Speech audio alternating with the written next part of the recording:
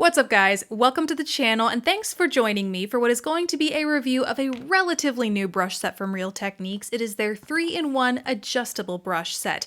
These are very similar to some ultra high-end Artis brushes you might know, but they are also similar to a set that Real Techniques launched a year, two ago maybe at this point, the Blend and Blur collection. So in this video, I not only want to review the set itself, but talk about how it compares to the other similar brushes out there. Let's go ahead and get started.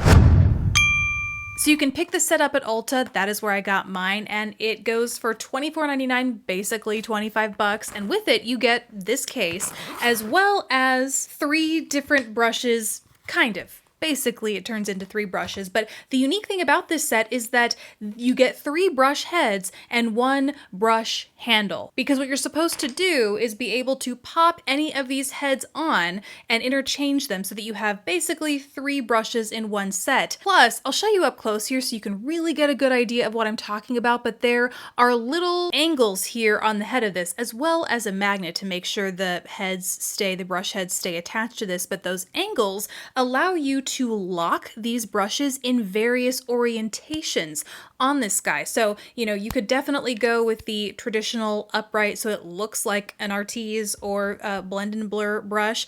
But if it better suits you and the way you like to hold your brushes, to rotate it, you can do it like this and apply it. You could do it totally upside down. It really kind of turns this idea on its head.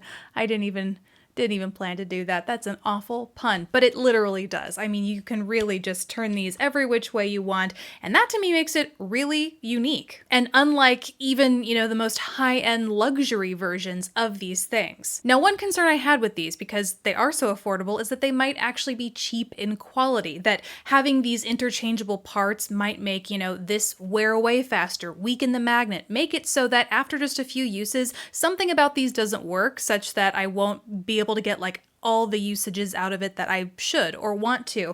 And that's not the case. I've been using this for over a month, gosh, maybe 2 months at this point. I actually picked these up at the same time that I got my Salt New York cream blush bronzer, which really the two have nothing to do with each other, but for the fact that these are amazing for cream products. So typically when I am using these cream products, I am also using these Real Techniques brushes and vice versa. And I posted a review of these about that long ago, I guess is another reason I bring it up, just as a means of time comparison. So needless to say, I have been using these brushes for quite some time, long enough to, I feel like, know how they're going to weather repeat usage and wear, and no surprise, I mean, Real Techniques, despite consistently being very affordable, the quality never wavers. Like, I have yet to have a Real Techniques brush, I think, that isn't just stellar absolutely every single time. So let's get into more details. You get this, the 230 brush, which they say is a foundation blender, and that is exactly the way I like to use it. You could also use this for skincare, moisturizer. The tip is a little broad to get really precise concealer. I like to use another brush in here for that, but you could certainly use it to buff and blend concealer out in your under eye area. Really, anywhere where you want like broad application, this is your go-to brush. The next one is a sculpting brush, and this guy has a little bit of a wave to it. You can see it's not totally flat like the foundation brush. It looks like it is made and cut to fit the contours of your cheeks, which is exactly what I use it for.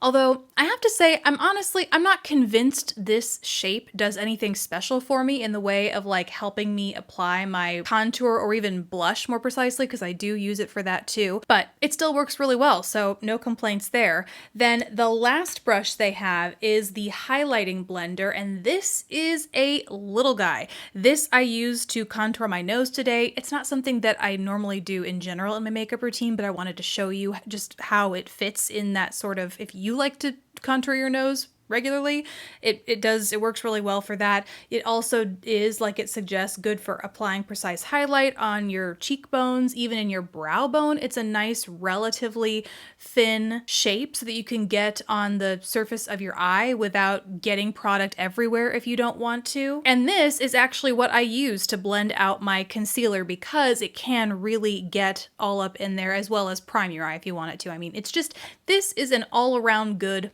eye blender brush. Overall, if this handle format is appealing to you, you just know it works better, or you've been curious as to how something like this would work, I think this is a really nice set to give it a go with.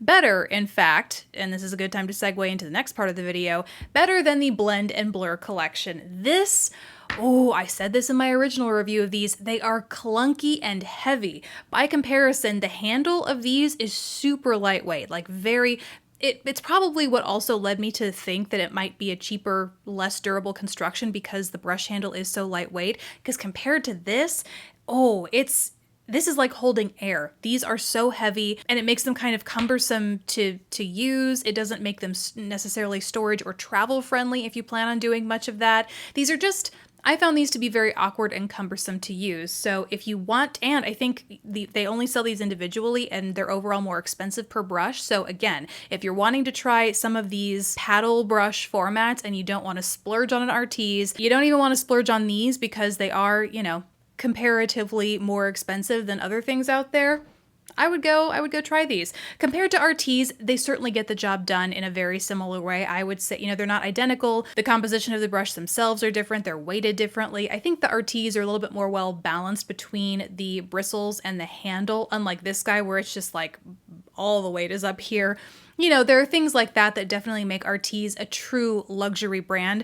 But as far as the blend of your makeup, I do think the blend of your makeup and how they actually work as makeup brushes, I think the Real Techniques are very, very nice and would recommend them. So I think we checked everything. I think I did everything that I wanted to get done in this video done. Oh, plus you get a carrying case, which if you don't use it for makeup, use it as a pencil bag or a lip gloss thing for your purse. Super handy. I don't think you can ever have too many of these, so that is nice as well. Now I think I've said all I want to say about this brush set, but if I did leave anything out, be sure and leave me questions, all comments down in the comments section below. Thank you guys so much for watching. Please don't forget to subscribe if you haven't already, and I will catch you in the next video. Bye guys.